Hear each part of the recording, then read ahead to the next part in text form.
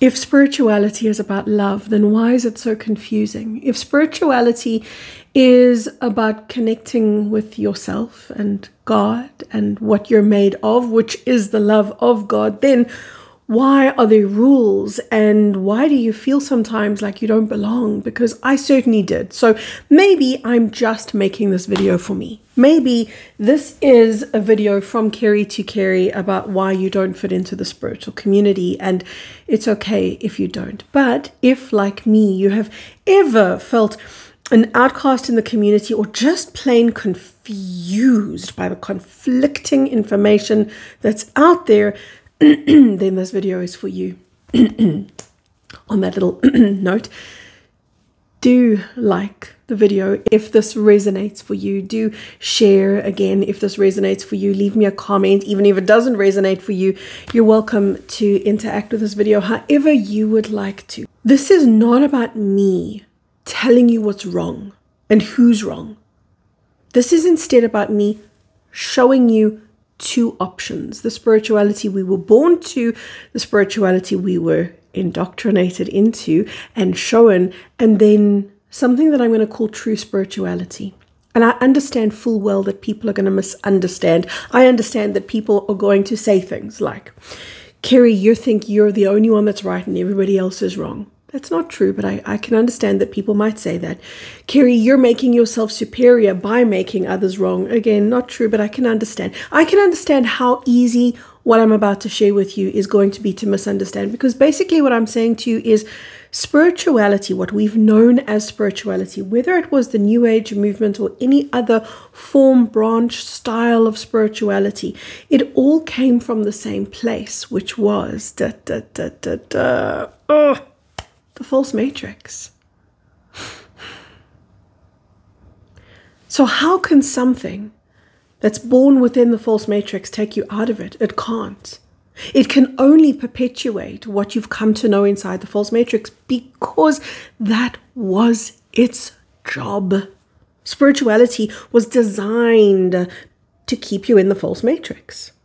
So it was going to mislead you and teach you things that would keep you in the prison of the mental realm, because that is what the false matrix is. It is a mental prison. And what I mean by that is not that your head is in jail, but rather that the realm that we live in is locked at a certain bandwidth.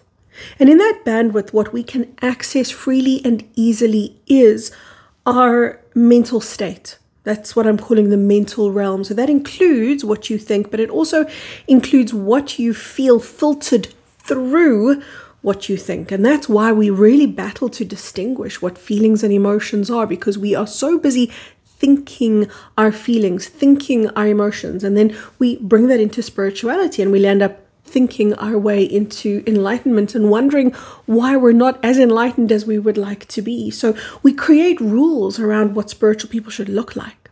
I've had it plenty. I'm not thin enough. I'm not yoga enough. I'm not vegan enough. I wear makeup. I don't look the part of a spiritual person. And that's probably because I look a little bit more like me than whatever somebody's expectation of me is. So we're creating rules around how spiritual people should behave. I come across that from time to time in my comment section, even in my online community. People say, oh, your behavior, Kerry, is not spiritual enough. The words you use, eek, definitely not spiritual enough. So I suppose you could say that I really don't subscribe to what anybody tells me I've got to be or how I've got to be, because I've been blessed. But at the same time, it was a difficult blessing to hold. And that was through spending a very, very sick childhood here on planet Earth. I got to experience a lot of time beyond the veil of the false matrix. And that's what taught me the distinction between where we live. So when I was in body and I was well, when I was home from hospital, I was in one world. And then when I was sick, I was not necessarily floating up and away. I was more learning about life beyond the false matrix. But I spent a lot of time first where I see a lot lot of spiritual teachings coming from, and that is the astral realm. So please understand that the astral realm and a lot of therefore teachers that people are channeling come from within the false matrix itself. And this is difficult, right? I understand where people are coming from because I understand my voice is saying something so contrary to what people believe spirituality is, that it's almost incomprehensible and difficult to understand. I got to be honest with you, I had a really difficult time calling myself a spiritual teacher. I thought, can't I just be any, like, I can be a life coach, okay, even though that's not what I do. I can be a consciousness coach, even though nobody would know what that is. I could surely be a teacher of enlightenment, even though that's not really what I am. I just really resisted using this word spiritual because of the BS floating around within the spiritual community. And I do cut through all of that. And I don't believe most of what people talk about when they're teaching spirituality. And I know that's where people are going to go, oh, you see, she thinks she's always right. You see, she thinks everybody else is wrong. No, I've just spent enough time hovering around the astral to know the utter waste of time and trap that place is. So somebody sent me an email recently. Actually, it was forwarded to me by one of my assistants, and she goes like, what do I do? I've got somebody here who just doesn't get your teachings. And I was like, just leave them. It's okay. I really understand that not everybody is going to be ready for the brand, if I could put it that way, or the style of spirituality that I teach. Because what I teach is stop listening to everybody else. Start listening to yourself. It's okay for other spiritual teachers to get it wrong. Let them be wrong. Being wrong or giving wrong information doesn't make you the individual wrong. It's very often the case where spiritual teachers create so much confusion and so much conflicting information that it forces people to go, screw this, I'm not listening anymore, which is great because then they go inside. That's really where I want people to be, is inside themselves, learning who they are, what they feel like at the inner level. This is the work that I'm teaching, is how to get into a relationship with who you are as spirit. Everyone is spiritual. Nobody can say I'm not spiritual, because we are fundamentally, first and foremost, comprised of energy. Energy is ether. Energy is spirit. You are spiritual. Of course, we know this, having a rather physical human experience. And I really respect the fact that there are spiritual teachers out there who are creating a lot of cloudedness and a lot of confusion. I see the bigger picture of what that offers to humanity, because imagine if all the spiritual teachers aligned suddenly and started speaking the same truth, saying the same thing. What would then happen is humanity would relinquish responsibility for their growth and hand it all over to the spiritual teachers and say, okay, you guys carry me to ascension. I can't walk myself. And that's exactly why the Galactics themselves, and these are beings that I refer to as the Galactics, these are beings who are 5D and beyond. They will not come and interact with humanity for that exact reason, because they do not want humanity to go, okay, well, they know better. You know, these Galactics, they're wise. Just keep asking them. We don't have to take responsibility. That was the whole premise of the false matrix. The false matrix once existed in the organic universe as part of God's original creation template. So this was the natural harmonious world. And within the natural harmonious world, we all had different roles that we elected to play. And there were beings who took on, and I'm going to really simplify it now, who took on the role of darkness, and those who took on the role of light. And yes, there were many, many other subsections and other roles, but for the sake of really simplifying everything, let me just put it to you that way. Roles of darkness, roles of light. Overseers of darkness, overseers of light. The overseers of darkness became corrupted by their role. And when they became corrupted by the role of darkness that they were playing, they became very dysregulated and psychopathic. And they began to think, you know, we don't need this God character. Who is God? And how dare God? We're better. We're more powerful. So, what these depraved ones started doing, we can call them archons, although there are other names. What these archons started doing is rejecting God. And when they did that, they rejected their creative capacity. They lost their ability to create. And when they did this, because they were overseers, they were operating at the level almost of what we would think a god-like being capable of. They were operating at such a heightened level. They had so much, I was going to say wisdom, but that would really be the wrong word. I would rather say intellect. They had supreme intellect. And they used the supreme intellect to concoct a plan to create their very own world, their very own universe. And that is what we call today the false matrix. The false matrix was once part of the original creation template, and it was, for want of a better way of describing it, I want you to think of it as being enshrouded by a cloistering, a covering, or a quarantine zone that separated it out of where it had originally come from in the natural or the organic universe. It was now still in the same place, but those who lived in that world, our world, planet Earth, could no longer connect beyond the mental realm. We could no longer connect beyond the confines of the false matrix. So that's what the false matrix was set up to be. It was set up to be a mental prison where the only frequency that we could interact with ourselves as and experience was that which we call the mental realm. You still exist as a multidimensional being. The multidimensional infinite world still exists around you. So create the visual in your mind if you want to. If you like to understand things visually, then create a visual of the universe in your mind, this huge expansive place, and a little balloon. Let's call it for the sake of poetry, let's call it a red balloon. There's a red balloon. That is the false matrix. But there's a couple of red balloons because there's not just one false matrix. There's numerous false matrices. This just happens to be a stronghold of the false matrix system.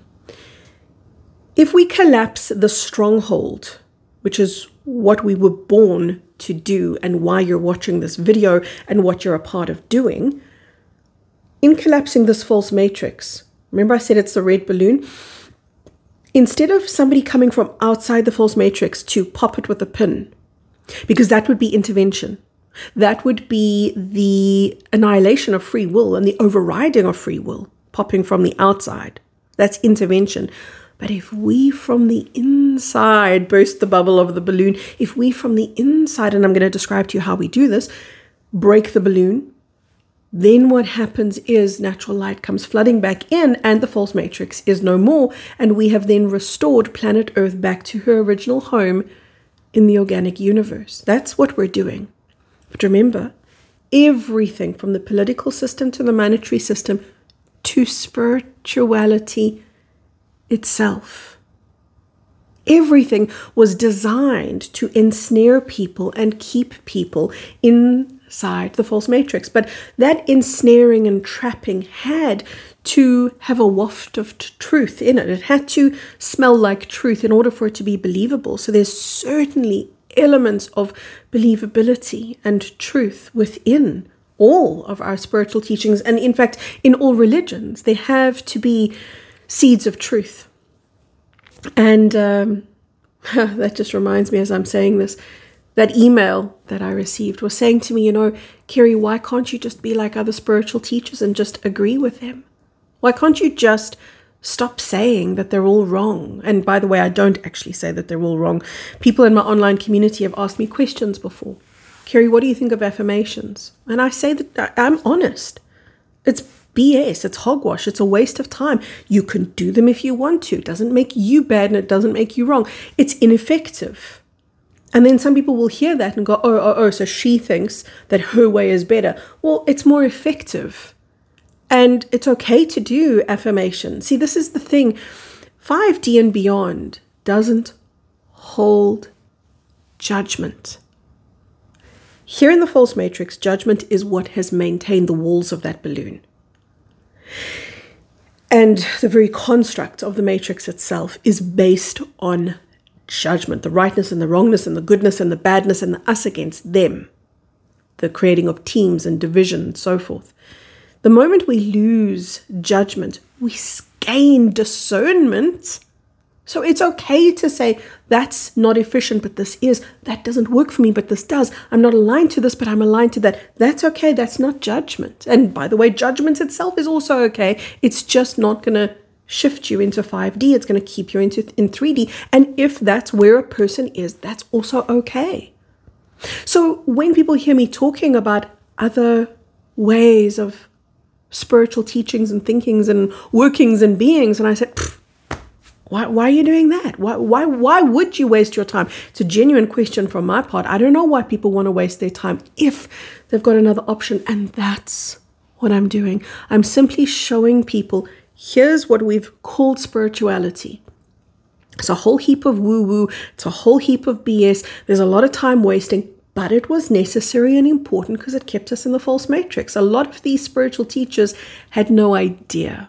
Some did, but a lot of them had no idea that what they were doing was creating a net or a snare and keeping people within the mental realm. They didn't necessarily intend to do that, but that was part of their calling, and they did. So we needed ways of staying anchored in the false matrix for the time that the false matrix was an important experiment that we were all participating in. I want you to imagine this sea of consciousness called spirituality, which of course I've described to you as that which ensnared human beings into the false matrix. Everyone thinks, oh, it's all in the political system. You guys, that's not where the real ensnaring was. Because why? That's not where the most powerful people were. The most powerful people on the planet came into the spiritual community. This was the number one most infiltrated, manipulated, thwarted, energetically dense area of the false matrix. And this is why people have such an issue when I say the old spiritual teachings, most of them, they're not 5D and they're not going to take you to 5D. They're going to keep you in the mental realm. One of the hardest things I've got to do with people when I start teaching them is work to shift them into their body, into embodiment, into raw, real connection outside of the mental realm. And then they pop up and they want to think their way into enlightenment, think their way. That's like they're saying, just teach me the right words to use. Just teach me the right thoughts to think. Just teach me what I have to do from up here, not realizing the up here place, the mental realm, of course, is the last place where that shift in consciousness can actually take place from. So we've got to get a little bit nitty gritty, down and dirty, so to speak, in terms of getting into the real density of the uncomfortability of what it is to be human and fallible and foolish and judgmental and small and all of these things. When we can get into a level of authenticity with ourselves, we're winning.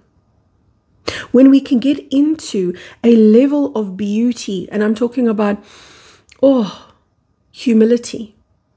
To be humble is one of the most beautiful attributes you're ever going to see in a human being. To be humble, which is to not be entitled. To be humble, which is automatically going to elicit gratitude. When you are in humility, gratitude is so obvious. You don't ever have to try to be grateful when you're humble. To be humble is to be aligned to the universe itself. The universe itself operates at that level. And you know what humility is? Humility is a level of authenticity. That's really what humility is. Humility has got nothing to do with being shameful, wrong, less, or groveling. Humility has got everything to do with losing the ego and being in a pure state of being. Just pure consciousness. That's the doorway. Look how easy it is. It's authenticity. It's simplicity. It's genuine love by being where you are, who you are, how you are. See, people come into my spiritual teachings and then they say things like, well, you know, Carrie's not teaching me to be enlightened, for example. She's just teaching me to, I don't know, be where I am. That seems a little bit counterproductive. Yet, by being where you are, you're entering authenticity. And what you feel with authenticity is always going to elevate you. See, the spiritual community, here's some of those false teachings. The spiritual community taught humanity, look, you want to be high vibe, which in and of itself is not essentially true. But the spiritual community was, look, you've got to be high vibe, and high vibe is all about saying the right words. Happy, healthy, prosperous, loving, da-da-da-da-da. So it became very much a game of words. And it became a game of don't be negative. So in other words, if you genuinely feel sorrow, for example, or you genuinely feel loss, or you genuinely feel confusion or inadequacy or whatever it is, don't feel it. That's what the spiritual community taught humanity. Don't feel the bad stuff. And we wonder why we have an entire population, not even a generation, a population afraid of pain. Will do anything to not feel discomfort, difficulty, heartache, heartbreak, will run the other way, believing that all of those negative things makes them losers and bad and failures when it doesn't. Anything that you feel, and it doesn't matter what you feel, when you feel it with authenticity, you elevate yourself beyond that. And yes, there are nuances here. Very important nuances. For example, it's imperative to allow yourself to be where you are, but not attached to where you are. And to not attach to where you are, you must bring in neutrality. It's part of the teachings that I offer in my online community. And if you want to join in at those deeper levels of teachings, just check that for yourself. Do I really want to be challenged in that way? Do I feel ready? Does this feel like my next step? And if it does, my website is kerrykay.com, and you go and you join the Plasma Light Tribe. We meet every single week. There's so much information that you can literally just bathe yourself in, but it takes a certain kind of readiness. So again, just check that with yourself. The nuance that I'm speaking about when I talk about not attaching to, like, it's to say not wallowing in pain, difficulty, heartache, heartbreak, etc. When you can bring sacred neutrality in to what you authentically feel, you are starting to practice alchemy. Alchemy is the dissolving of density into higher frequency. Spirituality is so much simpler than we've been taught. All those conditions and rules that were really impossible to follow, of always being high vibe, those were utterly ridiculous, because those led humanity into the mental prison even deeper. So we now started to think certain thoughts and words, believing that that was going to elevate us, when in fact it was making humanity ignore and close the door on what they were authentically and genuinely experiencing. Spirituality is about who you are as an alchemist. It's about the practice of alchemy, which is the practice of transmutation. And so this is how we pin pop that balloon from within. Each and every single one of us becomes a holder of Christ consciousness, which is a pathway home. Christ consciousness has got nothing to do necessarily with a person, although there were beings on this planet who have previously attained Christhood. We are the second coming of Christ in the very non-religious sense, in the sense that it is a pathway back to God, your origin. That pathway is a golden stream. And that golden stream, each golden stream, yours and mine and ours collectively, become a lot of tiny little pinpricks, popping the balloon from within. And when we do, we bring the organic universe into the false matrix, collapsing the false matrix and restoring it back to where it originally came from. There are so many spiritual misgivings. Like, one of them is, Kerry, why must there be winners and losers? Why must there be better and worse? You know, everyone's the same. No, you guys, everyone is not the same. We're not all operating at the same level, and that's okay. I recently said to my online community, guys, you as the Plasma Light Tribe, and I really know this to be true, you are leading the way on planet Earth because you're holding a level of truth and a level of consciousness that the front runners of humanity so desperately needed to hold. And of course, the misinterpretation then is, oh, so Kerry's saying that everybody in the Plasma Light Tribe is they're the winning team. They're better than, and everybody else is just messing around. Not at all. What I'm saying is these people are holding a consciousness of leadership. Doesn't make them better. Doesn't make them more special. Doesn't make anybody less if that's not the energy that they're stepping into right now. Maybe they're doing something else just as important, just as necessary. When you zoom out, it's then that you see that everybody plays the most perfect, most vital role. It's then that you see that everybody has their exact place that they're in, that they're meant to be in. And when you occupy that place fully, you're doing your best. Your best is what you've come here to do, not the best, your best. And people hear and misinterpret when I say things like, oh, there are front runners who are holding the consciousness of ascension on planet Earth. And this is imperative. There must be people who others are using as examples, as beacons, to light up their own inner lighthouse. So when people hear me say that, again, this is part of the spiritual misgivings, they say, oh, so, can't everybody then be special? Yes, absolutely. Everybody is special, but that doesn't mean that we're all going to run a race and all come first. It means you're going to come in exactly where you need to. And when you're okay with that, with you showing up exactly as you need to, where you need to, then you drop the idea of the good guys and the bad guys. You drop the idea of the winners and the losers, and you start understanding, this is my race. And I ran it. Doesn't matter where I came in the race. The point is, I ran the race. We put so much emphasis on placement instead of the practice of running the race, right? So there's a lot of, and I get that, there's a lot of misinterpretation. And for that reason, I really, you guys, I'll be honest with you, I battled to make this video. I've probably recorded this more times than any video I've ever released before, purely because I know how much this one is going to be misunderstood. So, at the end of it all, spirituality is about one thing. It's love. But the pathway to love is not the pathway of perfection.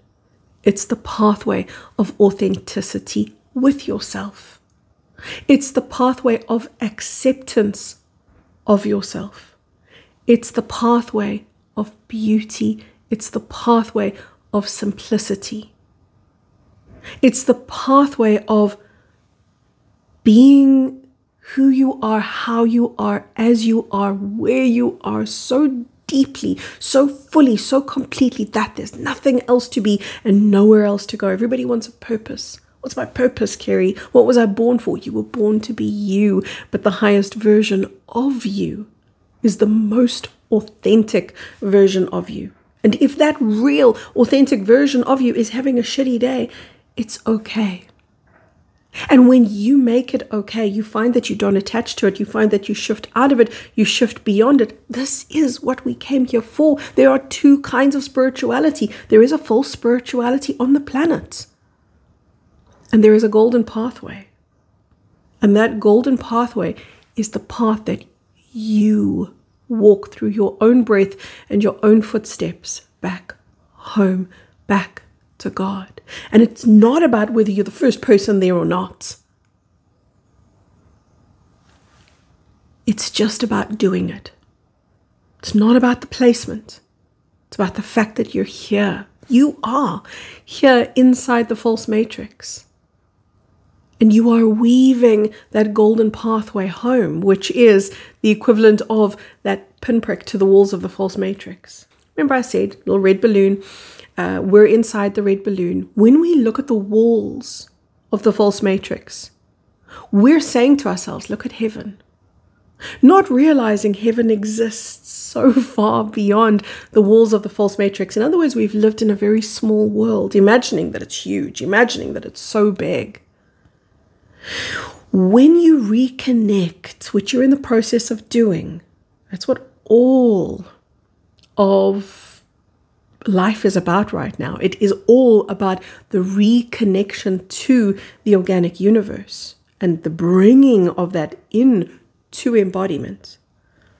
When you do that, you become a part of, not separate from, a part, an integrated part of that which you experience. So when you experience the organic universe, you become a part of it.